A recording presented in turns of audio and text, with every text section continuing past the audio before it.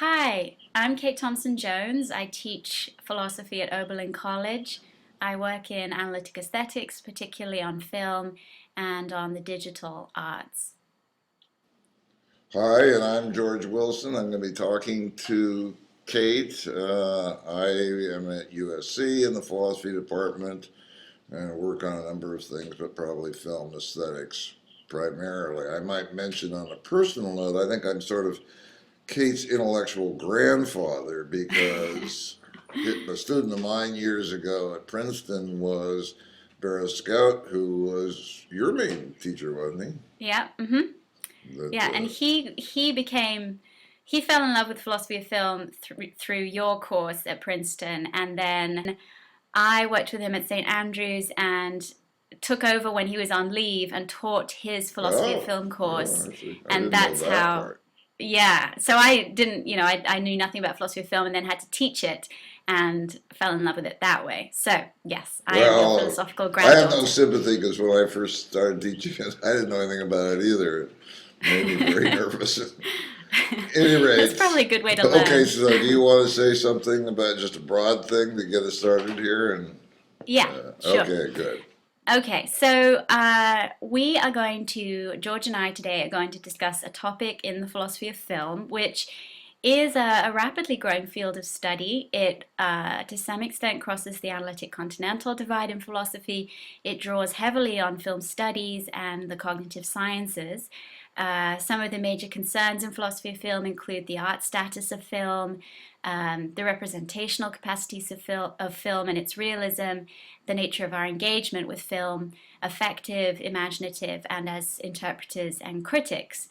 But our topic today is cinematic narration, since it's something that greatly interests both of us, and also because it's striking the degree to which some of the central issues in the film narration debate remain unresolved, either fiercely contended or either dismissed and thus misunderstood. Um, so far in the philosophy of film, the kind of film that has received the most attention is narrative fiction film, which isn't surprising given that most of the films made and most of the films most of us see, unless we're experimental film buffs or documentary buffs, are narrative fiction. So, in relation to this dominant and most familiar kind of film, the question that George and I are interested in today, most broadly, concerns how films tell stories or convey stories, and whether they do so in a distinctive and distinctively interesting way. Um, it's worth noting, given the extent to which philosophy of film in general draws upon film theory and the history of film theory, it's worth noting that this question about cinematic narration has not been particularly central in film theory.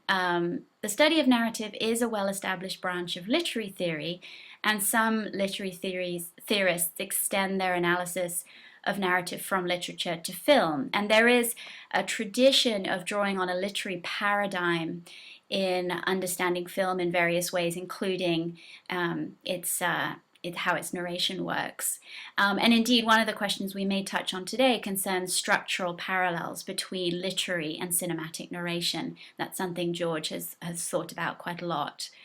So, in our discussion today, George and I want to approach the question of film narration in a particular way. So, there has been a tendency in the philosophical literature on film narration to focus on the question of whether every narrative fiction film has to have an implicit audiovisual narrator. So the focus has been on this mysterious agent, the cinematic narrator. But as George has pointed out in several articles and now in his new book, before we can decide whether there are commonly audiovisual narrators, we have to decide whether there is a work internal activity of audiovisual narration. So a fictional showing of depicted events as actual. And in order to decide that question, whether there is a work internal activity of audiovisual narration, a fictional showing and telling, we need to think about the appropriate way to engage imaginatively with a film narrative and its narration. And related to that, there's some interesting questions that George has looked at to do with how to explain differences in the way we gain access to the fictional worlds of film. So today we want to explore that series of connections between narration, fictional narration and fictional narrators, between narration and imaginative engagement, and between imaginative engagement and epistemic access. And in so doing, we hope to draw attention to a topic that's been relatively and unduly neglected, which is the epistemology of narrative and fiction. So we'll begin by discussing the central project of George's new book, which is entitled Seeing Fictions in Film, The Epistemology of Movies. It's just coming out this month, I think. And I take it, well, George says this in the book, so that the central aim of the book is to defend the claim that imagined seeing is, as George puts it, the primitive basis for cinematic narration. So according to George, and I'll hand things over to him in just a second, in fiction film, the standard function of the image and soundtracks is to prescribe what viewers are to imagine seeing and hearing in the fiction. And in performing this function, the image and soundtracks constitute a fictional narration of the story, a kind of audiovisual narration which is distinctive to cinema. So we want to start out by talking about this notion of imagined seeing as an appropriate mode of engagement with narrative fiction films. George? Yeah. Let me just actually, in some ways, go back a step here. I mean, there is a kind of top-down approach to some of these questions that Kate was just mentioning, and that is, one can wonder whether, if you're sort of thinking of questions about narrative, to what extent there are similarities, at least in terms of broad structure, between narrative in literature, say, and narrative in film. I mean, that could be extended more broadly than that, but those two, I think, are enough for the moment.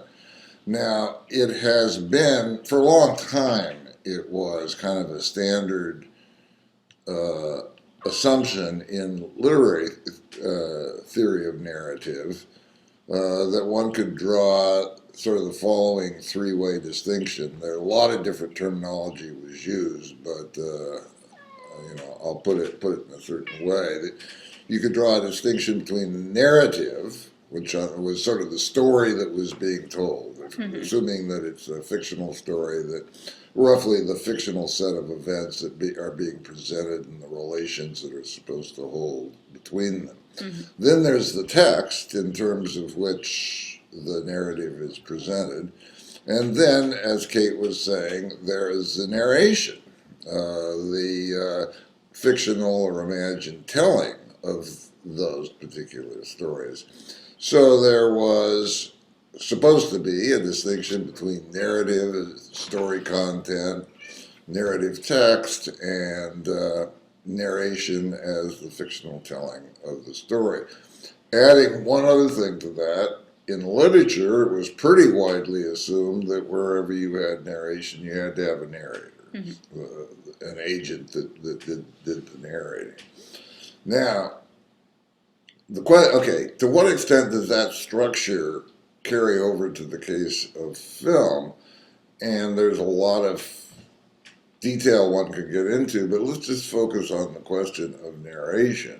And I think this takes us to a pretty central point that we're going to want to discuss. Namely, in the case of literature, here again one could introduce qualifications, but it does seem plausible to say that when I'm reading a fictional work, say Moby Dick, I imagine the words of the text as being the words of a character telling the story and asserting that certain events took place, commenting on those events in a certain way. In other words, there is a sort of fictional reporting of the events, and that's what's going to constitute the the narration.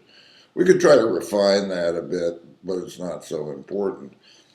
The question that comes up from this direction is there something comparable in the case of film? I mean, is Yeah. there something fictionally that gets done in connection with the text that presents us the story? And it is tempting to say, and you know, that it's fictional that we're being shown the events of the story, or it's fictional that we're being presented with the sounds of the story too, but I won't keep adding that qualification. So the idea is, at a first approximation, that in film, yes, there is a fictional visual showing of the events in the fictional world. And correlatively, what the viewer does and what the viewer is supposed to be doing is to imagine himself or herself seeing those events in the narration of the story. So Mm-hmm. that would roughly be the imagined seeing thesis. Right. And we will see that that's a pretty controversial Yeah. thesis. You want to say something, Kate, about some of the worries or objections to imagined seeing? Maybe it needs to be restated a little more. Yeah. So the sort of, I guess, the basic version of the imagined seeing thesis, if there can be a basic version, is what George has called the face-to-face version. So viewers imagine seeing the segments of the fictional world from a position face-to-face with the segments in question. Um, and there have been several kinds of worries about that thesis. One particular objection has had a great deal of sticking power and has been elaborated on by several different critics. And this involves a worry about the supposedly absurd or impossible, incoherent implications of imagining seeing face to face, imagining seeing fictional entities face to face. So the worry is if we assume that seeing is necessarily perspectival, so seeing something involves seeing it from a determinate perspective. So the perspective is sort of built into seeing. And then the thought is, well, if we see perspectively, and to see from a determinate perspective implies that there is a particular vantage point from which we see the fictional events. And if we see perspectively and thus see from a certain vantage point, then we imagine being at that vantage point, which, given that we're seeing the fictional events face to face, must be inside the fictional space of, the world in which these events are happening. So now we are imagining ourselves inside the fictional world, on the battlefield, in the Colosseum in Rome or wherever, and it seems then we're imagining that we're embroiled in fictional events, dodging bullets, you know, floating through the air, if it's an aerial crane shot or something. And so it gets, If it's raining, we ought to be getting wet. yeah, we're I getting guess. wet, we're underwater, we can't breathe. I mean, yeah, it Right. clearly gets pretty silly, right? Um, Right. yeah, so the worry is that this all just kind of falls out of being committed to uh, being prescribed to imagine seeing. We can't, so the thought is, it can't be the case that we are standardly prescribed to imagine seeing the fictional events face to face, because then we would have to imagine all these other things that just follow, and we'd be horribly confused and distracted. We're not horribly confused and distracted in the standard case of movie engagement, so we in fact are not prescribed to imagine seeing in the first place. That's roughly how the objection runs. So, Right.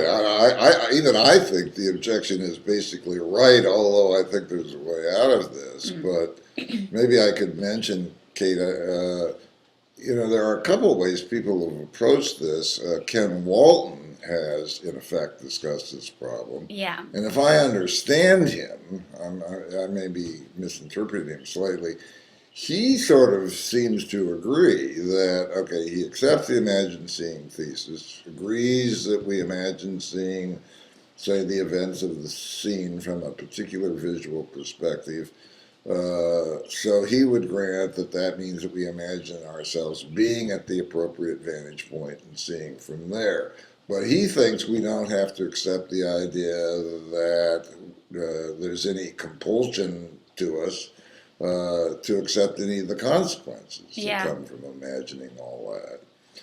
And he's making a general point that is certainly right, that there are lots of cases in dealing with fiction where we'll accept something as being fictionally true, but we won't accept all of the consequences that in the real world would follow from that fictional truth. Mm-hmm. So he's kind of relying on that principle, but that isn't the way I would want to get out of this. Do you have any thoughts about that? Well, yeah. So I'm more actually perhaps more attracted to Ken's version. So yeah, so he thinks, yes, we imagine being at a vantage point, but nothing about how we got there or what follows from our being there. Whereas you sort of block things before that point. So yes, we imagine Right. seeing from a Right. certain. I just, sorry, I didn't mean to interrupt, but I just find it, I don't know if I really have an argument for this, just intuitively, it doesn't seem to me that I imagine myself being in the fictional space of the movie at all. That just doesn't seem part of my experience. Right. But I may be dogmatic. No, I know what you mean. And well, first of all, the question is that the test that somehow we reflect upon, we introspect and we reflect upon our experience of the movie, and is that the test for what, in fact, is going on with us in terms of what we're imagining? Because part of your claim, too, with imagined seeing seems to be that it can be a sort of passive and unintended process.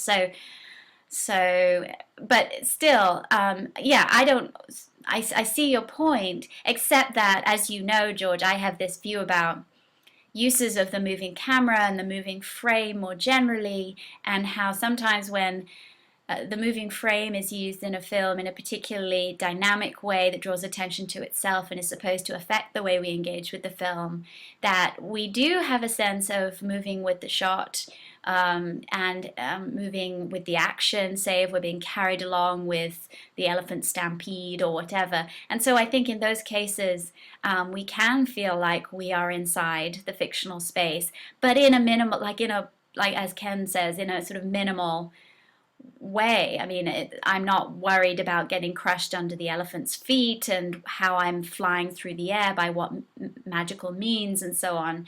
So, but yeah, the I guess the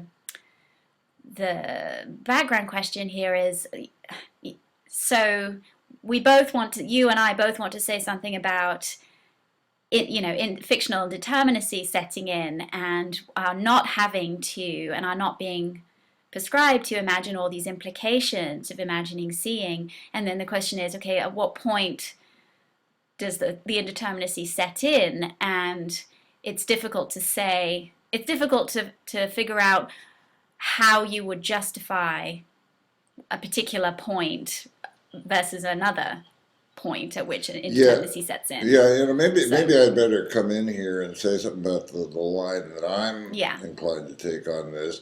Because then we have these two alternatives, and I think, unfortunately, you're absolutely right. It's very hard, as far as I can see, to adjudicate this kind of difference. One might hope that there might be certain kind of experimental work that could be done about the way people perceive movies, but I'm not sure about that. I think you have something more to say. Yeah. On that particular score. But okay, let me say, all right, my view of the matter is that, right, I want to say, okay, we do imagine seeing the fictional events. We certainly do imagine seeing them from a certain visual perspective, but that does not have to entail that we imagine being, as it were, in the scene and seeing from there. It's possible that the model ought to be, roughly speaking, that we imagine seeing these things in a mediated kind of way, as if we were seeing them in a mirror, reflected in a mirror, or seeing them in a motion picture like shot, or seeing them, say, reflected on some reflective surface. I'll come back to those, what I just said there, because that's a little bit misleading, but I wanted to give the idea of you can see things face to face and you can see them in a mediated kind of way. And the view that I favor is that you imagine seeing them, but you do imagine seeing them in a mediated kind of way. Now, just to get this in and to get rid of what was misleading about what I said before, okay, so what kind of mediation do I think we imagine in connection with our seeing of fiction films? I mean, I think Craig Curry made this point, is the idea supposed to be that I imagine that I am actually seeing a motion picture that was shot in the fictional world, and these are the images from that fictional motion picture? And he points out, I mean, that doesn't seem to do us much good. We don't imagine that these fictional events, the fictional lovers and so on, are accompanied by a camera crew out Right. there. In fact, it's an important part of the fiction of most movies that no camera is present. Yeah. Yeah. And so that's has to be accepted. So I take the line, and I hope we'll get a little chance to talk about this a bit. I mean, here I just may be walking on the edge of paradox, ready to fall over, but I want to say that we do imagine seeing these fictional events in a mediated kind of way, but we don't imagine anything, and we're not expected to or intended to imagine anything about a means or method whereby the mediation is effected. We don't imagine that it's a motion picture camera. We don't imagine that it's a mirror. It's just sort of, there is a mediation that has certain kind of qualitative properties that we accept, but we don't imagine anything about how that comes to be. And well, just one final quick point on that. I mean, one might say, my God, that is just absolutely absurd. But And people have said that. as a matter of fact, in the cases of literature, too, I mean, I think we wind up in a kind of similar situation where we, accept certain kinds of fictional frameworks and don't expect to be able to give any kind of further justification. Yeah. And then you give examples from literature where the implicit means of narration remain wholly indeterminate. Well, and also you give examples of devices in movies where it seems like characters can have uh, a kind of indirect perceptual access to events in their own fictional worlds, in a way that remains unexplained in terms of the technology involved, and we're quite happy with that and can follow the story without a problem. So, and that's explicitly part of the story in those cases. But yeah, I mean, so let me say, in support of your view, some people have thought, yes, this, the idea of imagining seeing through motion picture like shots which are not taken by a camera, or are they taken in some kind of magical way? No, we're not imagining that. We're just not imagining anything about how they were taken or made or transmitted.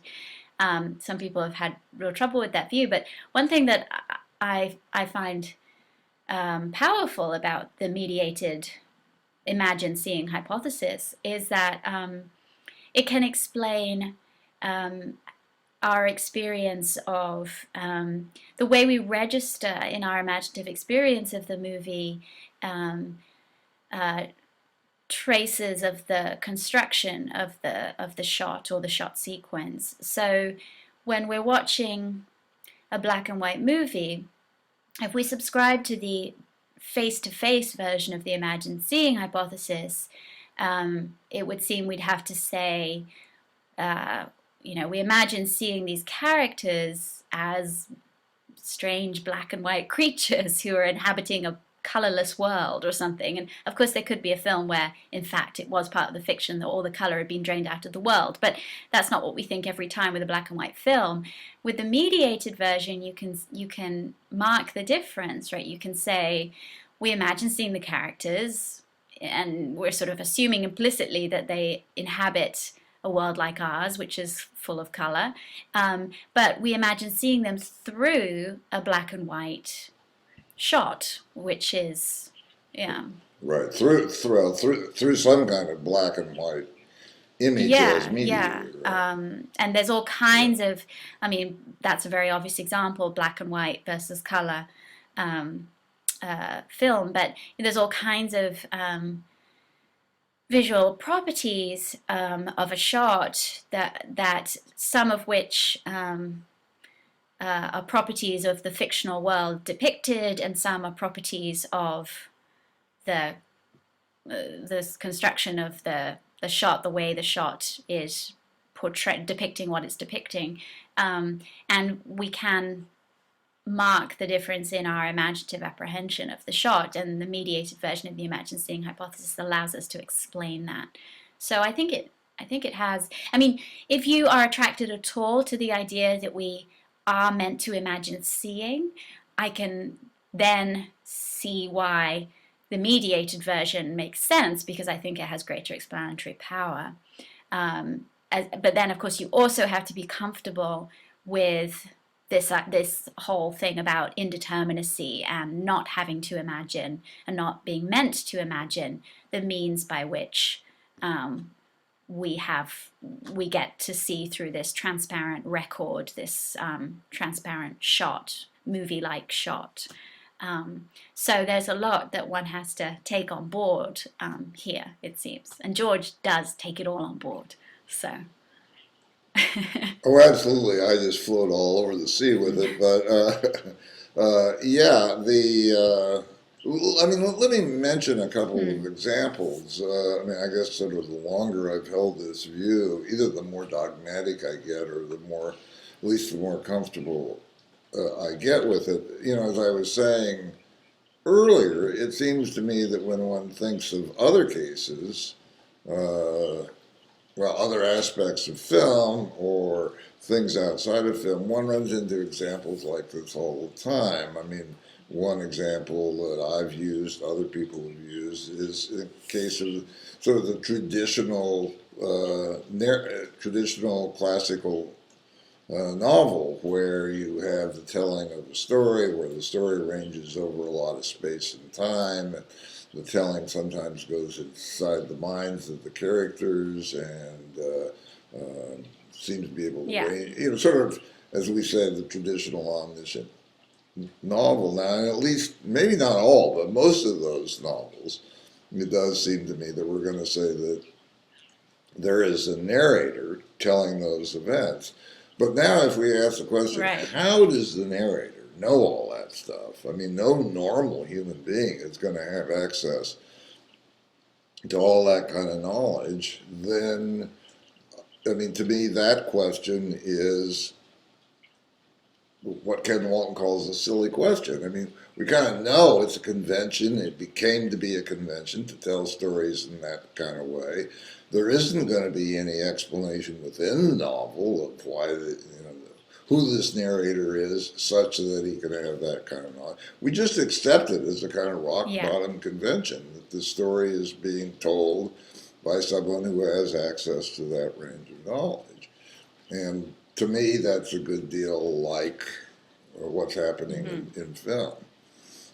Maybe I'll mention two other film cases, and then we could talk about this a little bit more. One example that I don't think I've ever mentioned this one in print, but it's kind of an obvious one, and that is where you have so-called non-diegetic Yeah. sound, that where the orchestra swells up mostly to sort of comment on the emotional status of the events that are going on. Uh, there's a famous story, maybe I'll tell it this way. There's a story about Hitchcock who was shooting Lifeboat, where the whole movie is set Uh-huh. out on the ocean. And he did have a composer who was doing music for Lifeboat. And so he had written this kind of fancy symphonic stuff that you do here in the movie. And Hitchcock, the ocean, where is this music supposed to be coming from? And the composer said, come from the same place your camera comes from. And Right. Good I think it's answer. a very good point. I mean, it's just a kind of convention that either Yeah. well, we normally do accept, although, maybe sometimes we're going to find it intrusive and we won't accept it. But Mm. at any rate, so those are some examples of where I think we just allow a certain indeterminacy to take over. Yeah. Right. Right. Um, yeah, and I don't know if you wanted to say more about indeterminacy. I mean, I'm a big fan of indeterminacy, so I have these worries about how we know when it sets in and how we decide on a case by case basis. But I do think I don't think that the argument that I described before with appeal to absurd imaginings or the absurd implications of imagined seeing is in any way decisive. But maybe we could talk a little bit more, again, stepping back a bit, about imagined seeing itself and what that's supposed to be. Yeah, actually, that's fine. One thing that you did mention earlier that I want to be sure that we do go back and take up at least briefly is your Hmm, point about what do we do about, well, basically, what do we imagine in connection with certain kinds of fairly intrusive camera work, tracking shots and right. panning shots. Because there's a general question that raises, which I think is a good one. I don't quite know how to answer. I don't think I want to accept Hmm. your conclusion, but Right. So yeah, and I think well, I wonder if maybe we just have different intuitions about this because similarly, in your book, you make an analogy between our engagement with films and our engagement with radio plays. And you talk about how when we're listening to a radio play, we don't imagine ourselves occupying an audio vantage point um, in the fictional space of the story that being recounted, and there's nothing intuitive at all, you say, about um, there being a prescription for us to imagine being in whatever space we have some sense of from um, engaging with the story.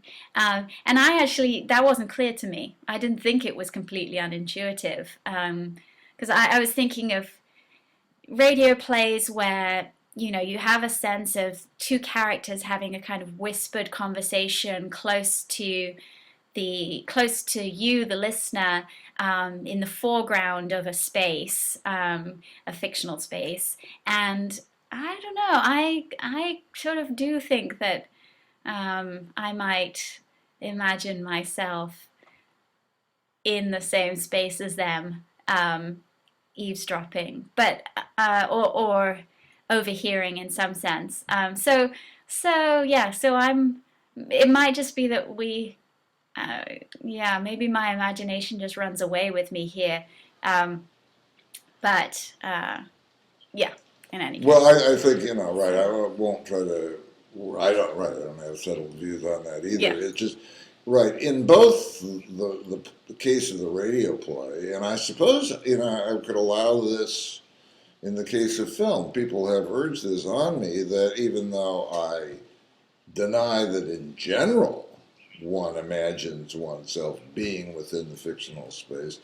I don't know that, right. Maybe I should allow that it yeah, does happen sometimes, like in some of the right, vertigo shots and hmm uh, whatever. And similarly, in the case of the radio play, I am inclined to say there certainly can be cases where you do imagine hearing from a particular place. I just think in general you don't, but I don't know that we can. Yeah, Yeah. yeah, and maybe there isn't that that much disagreement. Yeah, because I certainly don't want to argue that it's the standard case that we imagine being inside the fictional space. I don't want to.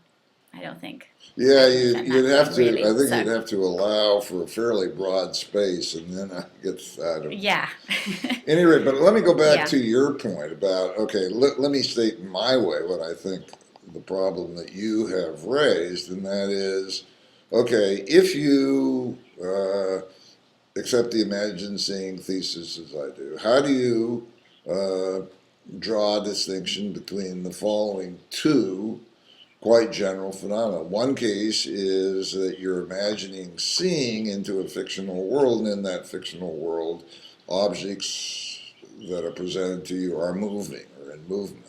Happens all the time. In fact, happens in almost every shot. Yeah. But then there is also the case. Well, in fact, these they can both be true. But there's a difference between that and where you imagine seeing the events, whatever they may be, whatever the motion status of those might be, but where you imagine seeing them from a moving perspective. Now, you know damn well, of course, why that's happening. Namely, there's a camera. Hmm. Well, sometimes it's more complicated than this, but in the Yeah. simplest case, you know it's happening because the camera is moving. But it's part of what you imagine normally, as we said before in the case of the fiction, that there's no camera present. So, what do you imagine about the source of this movement in your perceptual field? And I don't know whether you have a positive view on that, or do you just think it causes trouble for imagined seeing? Um. Um. Yeah, I don't think it causes problems for imagined seeing. Oh, Um, well, I think, if anything, it just extends the uh, support for various kinds of experiential or personal imagining being appropriate to our engagement with narrative fiction films. Um, and I mean, I think what we need to do to develop or what I need to do to develop a full positive account would be to to look at the empirical evidence for um, the differences in our the way we perceive um, something moving in our field of vision as a result of our moving or a result of what we see moving.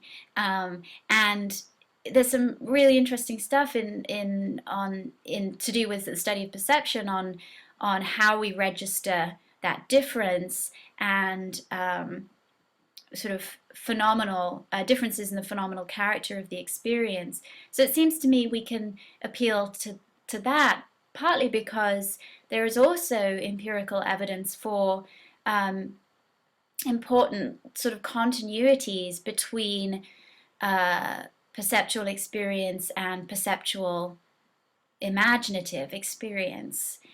So some of the ways in which we distinguish between different kinds of perceptual experience, say of movement, can then offer there might be parallels in our imaginative experience, our imagining seeing.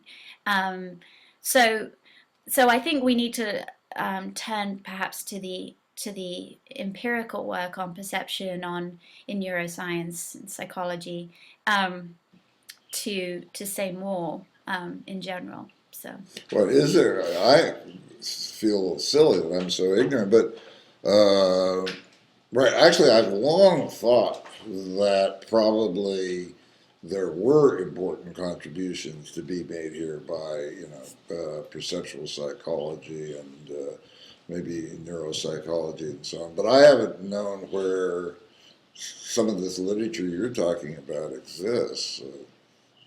Well, Does now sound like a it's good thing to be thinking about.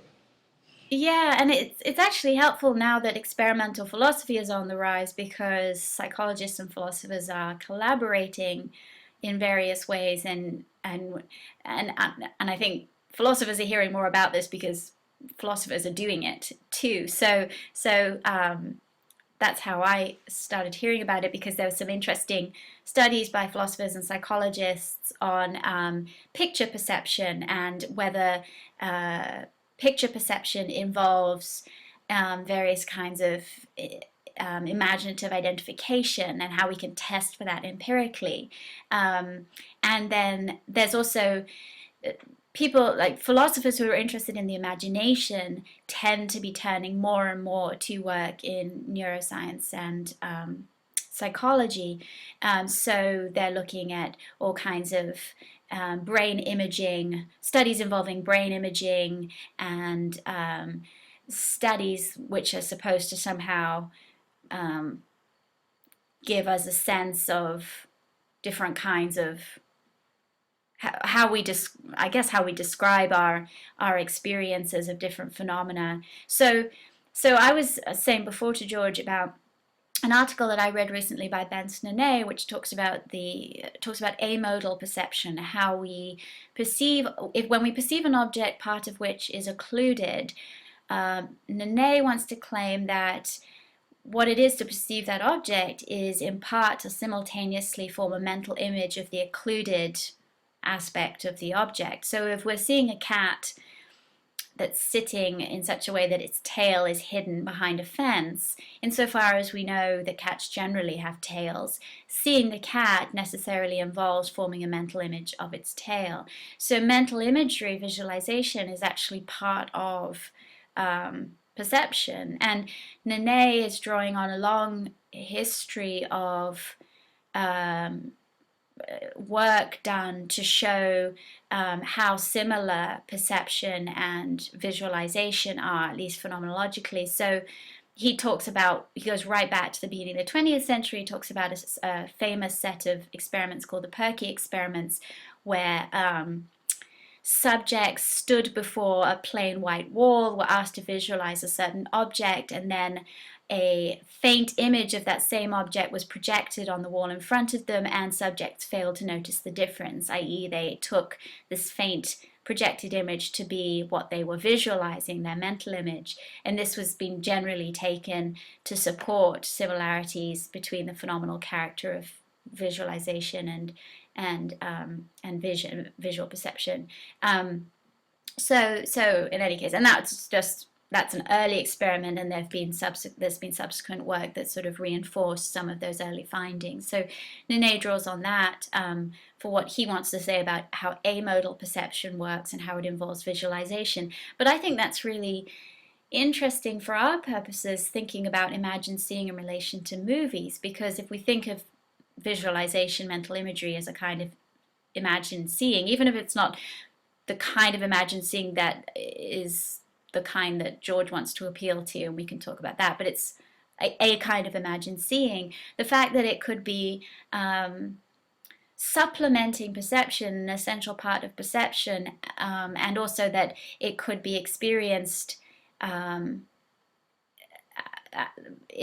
as though it were in a way that makes it hard to distinguish from perception, I think helps us understand why we naturally say, I see the fictional character and not just the actor portraying the character in the movie. I see Charles Foster Kane in Citizen Kane. I see Spider-Man and not just the stuntman portraying him or whatever.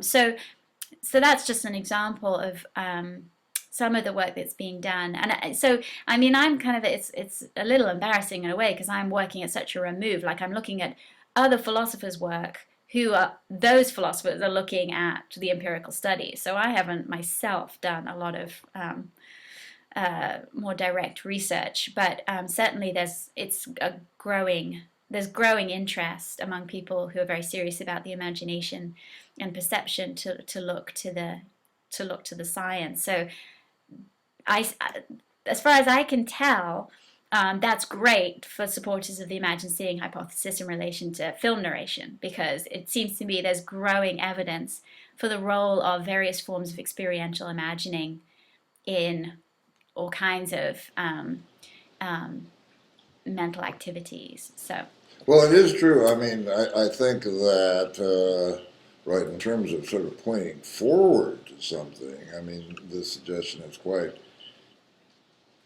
important because as an old hand at this, I've got to say, I mean, I think the way the dialectic has tended to go is that, I'll give an argument or a set of argument or considerations in favor of saying, well, you really can't give a coherent account of this or that unless you postulate something like imagined seeing, understood in one way or another. And then the other side will come back and say, well, no, maybe my view has to be more complicated, but I can give. And I think we've kind of reached an impasse in that kind of debate. yeah, And yeah. No, I think you're right. Yeah. And I mean, partly that's what interests me so much about the debate on cinematic narration. It's like we're stuck. And whereas I think on some of the other questions in the philosophy of film, there's there's been a lot of good work done now, and there's a high degree of consensus, and people are sort of happy to accept certain views and then move on from there. But in this debate about cinematic narration, it does seem to me that we're a bit stuck. right. So, Well, I do think it's a kind of yeah, fundamental issue, and we tend to get stuck there. But in yeah, any case, one thing before we lose it, I would like to go back and just make a comment. And I wasn't sure whether you had more that you wanted to say too about this point. What is it that we imagine when we imagine seeing things from a visual perspective in motion? And as yeah, I say, I have tended to think of this as at least a worry about imagined seeing because I haven't felt that I had a nice, natural way of giving an account of what is involved there. Now, I haven't felt inclined to think even more, well, okay, I've got to imagine that I the viewer has to imagine myself being in the fictional space moving around in that way because mm, I guess whether the shot is in motion whether the shot is in motion or not that just it just kind of goes over what we were saying before. That seems to be sort of intuitively bizarre. It's like in The Wizard of Oz, there's the scene where you have the flying monkeys that the Wicked Witch of the West has conjured up, and I don't remember whether the camera work probably is in motion, but you don't imagine yourself as yeah, being. You're not going to imagine yourself being there among the monkeys flying around. right. So I don't know. To me, there's a very good problem there, but I don't know how to solve it. Yeah, and again, I do think that e even though it sounds right when you say, well, I don't imagine myself flying around with the monkeys. Nevertheless, I wonder if there might still be some imagine moving going on as well as imagine seeing going on. So we're imagine seeing as we move. Um, because there's growing evidence, which I've been interested in for uh, the role of motor imagery in all kinds of um, domains, including in story comprehension. The way in which we seem to have to um, sort of visualize ourselves in motion in order to make sense of certain things, in order to make certain kinds of decisions, and so on. So if that, and this is not something we're aware of doing necessarily, and you may have to rely on brain imaging scans to test this and see whether motor neurons are firing and so on. But if, in a minimal sense, if that's imagining moving, that could be going on even when we don't think that we are imagining flying around with the monkeys, which is a much more sort of um, elaborate kind of imaginative project. So yeah, I don't really have a final answer either. Well, good. But I just actually, but um, it is your problem that I wanted to get out there because I think it's a good one. Actually, can I okay, mention another one?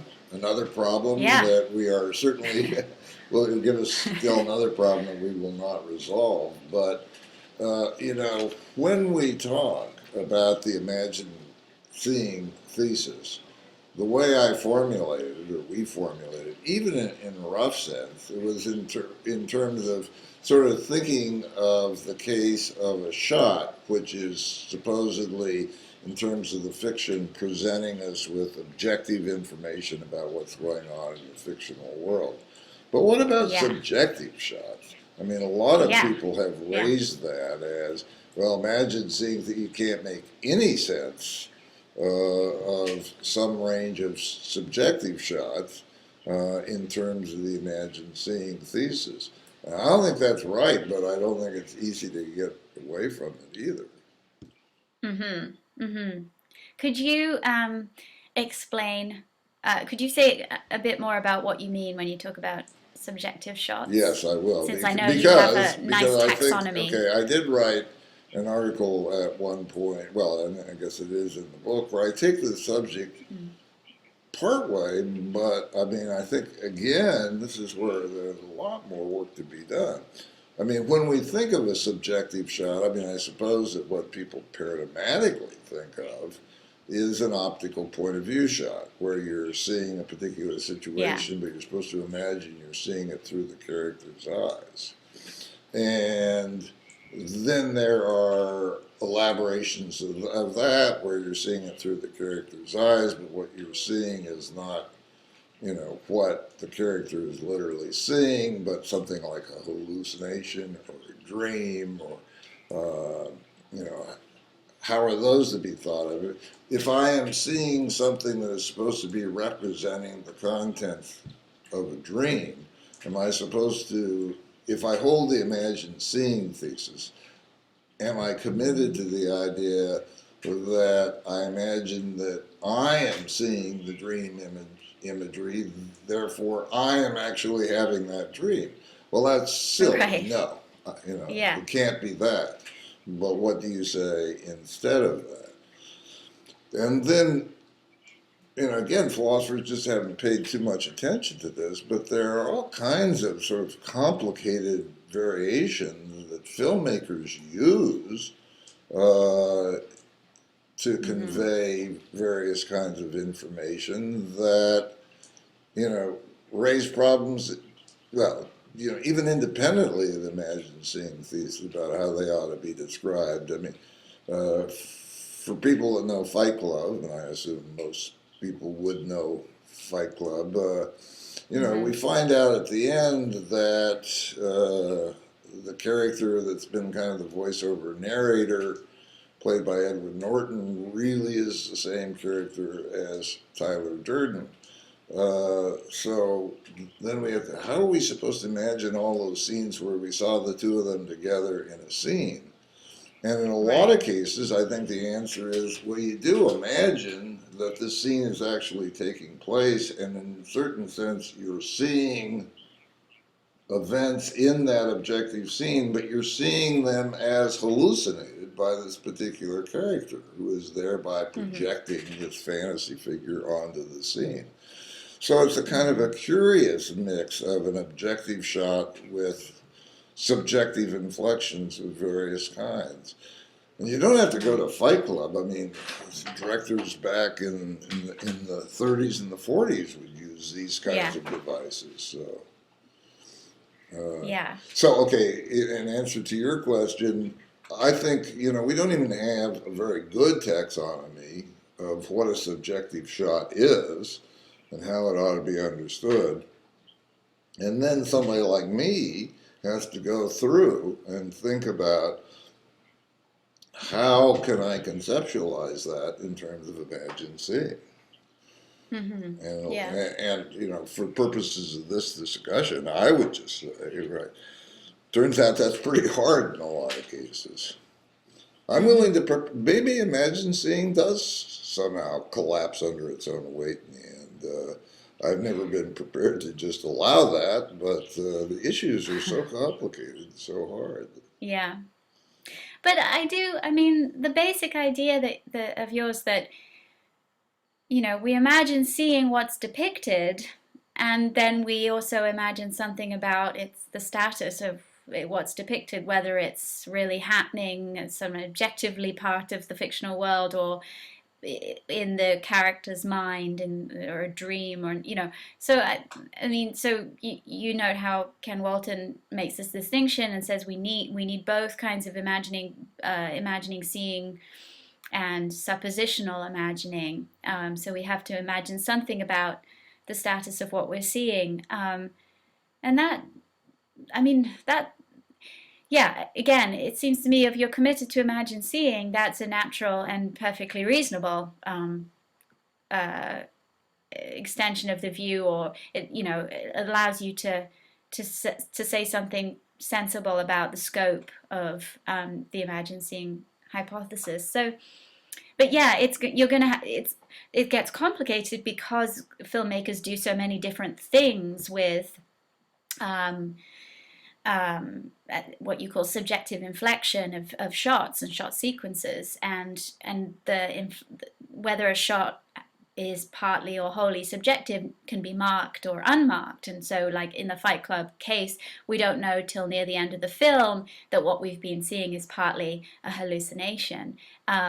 So Fight Club is a complex and fascinating example, but there could be all kinds of other strategies for introducing subjectivity that different filmmakers use. And then it seems like you are constantly going to have to be offering nuanced explanations for different kinds of cases. So it seems it's closely tied to really good interpretive work as well, for individual films. So Well, it certainly is fascinating to me to take a film like Fight Club, and I don't know whether David Fincher intended this or not, and try to figure out, can you think this through in a coherent way? It's not an yeah, easy right. question. Right, and even if you could, let's say you couldn't, I mean, that might be what's so good about the film, right? I mean, the fact that we struggle to make sense of it and fail in certain ways, and it could just be really fascinating for what it sort of forces us to try and do and think about. But in any case, Well, yeah, right. Actually, just one addition there. I certainly agree with you that when you do think about these subjective cases, and Ken Walton does point this out, you are going to have to draw some kind of distinction between a couple of kinds of imagining. I mean, sort of basic imagining and imagining in the sense of making certain suppositions about the fictional world, and that's interesting itself, that there's mm-hmm. going to have to be that much structure to the theory. What I don't know is when you get to the still more complicated cases, like the Fight Club case or things like that, whether that forces even more qualifications. I just don't know how far it would go. Yeah, yeah, right, yeah, that sounds right. Yeah. Um, You know, do we want to? well, I was going to say one subject that we sort of mentioned right Yeah, at the very beginning, and I don't know that we need to say a lot about it, but I mean, maybe it should be. And that is the question: is okay, if we agree that there is something like cinematic narration, the fictional telling through sights and sounds of the story, does that imply the existence of a fictional narrator? yeah, And uh, two things. I mean, two broad things that I'll say, and then we can take up one or both of these. I have kind of come to be a little, skeptical or grumpy or what about, to what extent that question makes much sense without an awful lot of qualification. I mean, if you yeah, do think that, it is true that in watching a fiction film, fictionally the audience is being systematically shown the events and episodes in the story, so that there's this activity of fictional showing, then it seems as though, just as a logical point, Yeah. that there ought to be some agent performing that fictional action. Actually, or sorry, more accurately, it's fictional that there is an agent in the work, fiction, performing that fictional activity. But even if that's true, that I mean, that's just a narrow logical point. Whether that takes you to anything that you'd want to call a narrator, I don't know, and in Yeah. fact, I doubt it. Right. Right. I mean, I suppose you could even question the logical point if you think that there can be activity without agents. Well, it If is we do true. I talk mean, about there's activity snowing, without but there agents. isn't something that snows.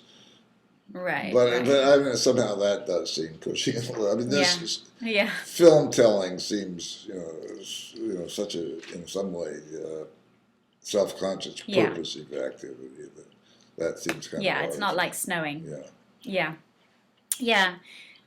Yeah. So whether so if you yeah if it just follows from there being an activity of narration that there is a minimal narrating agency, as you put it, that doesn't actually have to mean very much for our how we engage with the film, how we experience the film, how we appreciate the film. Exactly, Um, exactly. yeah, Right. It just seemed like a and question. You kind of get forced into it by thinking through the logic of the argument. But the way you put it is exactly right.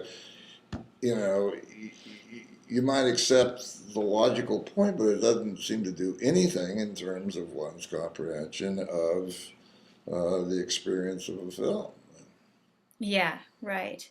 I mean, we should say that what some people are objecting to is um, there being an activity of fictional showing, a narration, right? That's somehow standardly part Well, I of. think that Um, basically is tantamount to rejecting the idea of imagined seeing, because I take fictional right. showing just to be sort of the prescribing of a certain kind of imagined seeing. But Yeah. anyway, as we've said the whole time, people certainly can and will and do deny imagined seeing, but I don't know more to say about that issue Yeah. right now than we already have. Right. Right.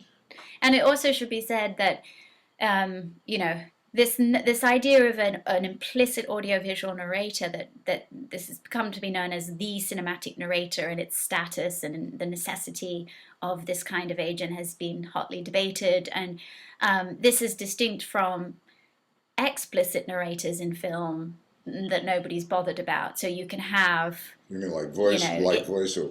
voiceover narration, yeah, a particular character actually recounting the story in voiceover, and then you're shown what is being recounted in voiceover or something. And yeah, and different films can choose to have explicit narrators of different kinds or not, right? So that just varies. And but then there's supposed to be this separate question about the the absolute ubiquity or necessity of this implicit audiovisual narrator, this agent who's showing us, setting before our eyes the fictional sights and sounds of the story. And yeah, and I agree with George that okay, fine.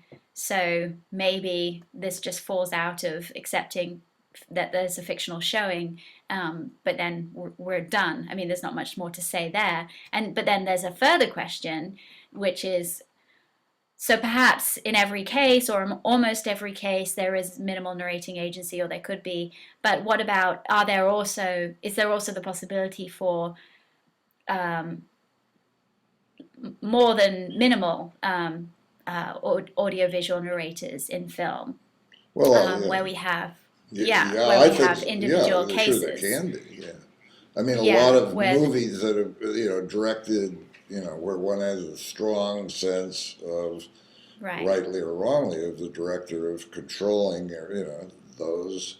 There one could, well, it takes a little more argument here, but yeah, you can get something that would be where one does think, where one can feel that one experiences something like a real personality that is leading you through these events. Yeah, right, right. I mean, depending on what you're shown and how you're shown and for how long you're shown something, how long the camera dwells on something, you can there's a sense of maybe not, well, maybe Well, a lot personality of in the what showing falls under or what just people call expressiveness in style the and showing. tone, which I really haven't And talked about at all, comes under this domain, and this is yeah, probably the main place where right. people have felt the need to, think of something like there being a narrator, but I don't know. I myself at this point wouldn't want to stake a lot on Yeah, is there or is there not an implicit cinematic narrator. I mean, I think one thing I think I said to you once before. I mean, insofar as right, that right. question arose as an important question for me a long time ago, is because there was enormous literature in film studies on this question, and people had theories of the nature of the narrator, and the I narrator know. came Yeah. in different functional parts and so on. It just seemed to me, and I think to this day, I think a lot of that was just confusion.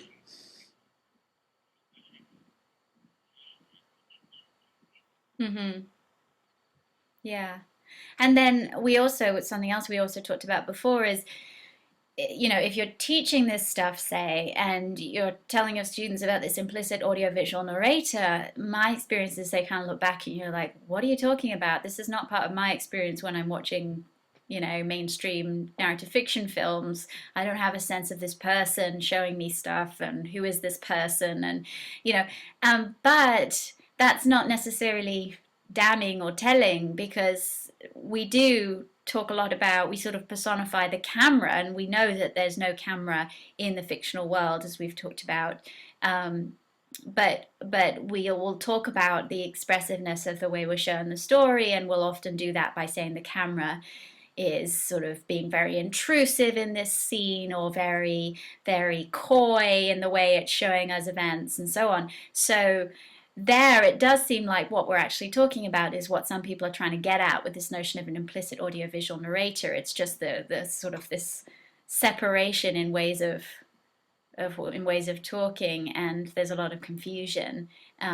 So the philosophers have been talking about the necessity of the implicit audiovisual narrator, and then film scholars have been talking about the camera and the identification with the camera and blah blah blah.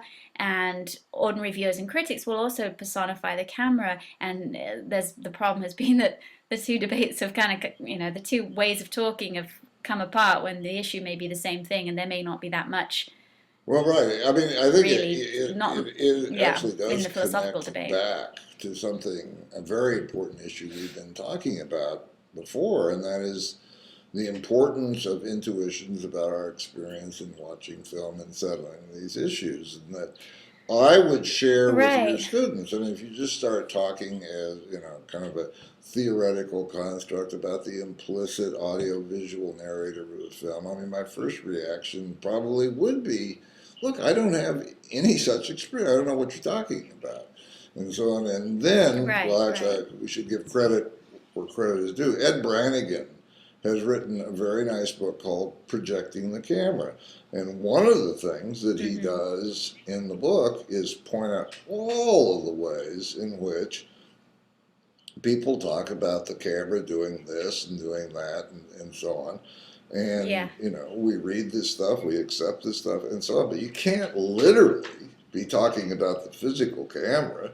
And the more that you begin Hmm. to put it together, it sounds like a funny kind of way of talking about what one might have been inclined to call an audiovisual narrator. So one's first intuitions that there isn't or isn't likely to be such a thing can just, in my experience, be almost completely undone by thinking, well, wait a minute, but we're using this other form of discourse to talk about essentially that thing.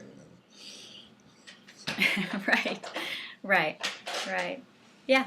Yeah. So, at any rate, Yeah.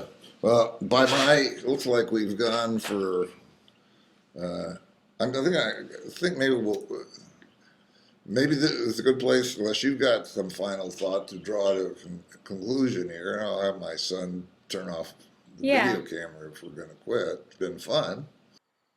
Yeah, we've been going for an hour and 10 minutes, so and I feel like we've covered the main I issues. think so too. Okay, well, Okay. thanks a lot, Kate, and we'll wait. Thanks. I'll talk to you again soon. Okay. All right. Bye. Wait.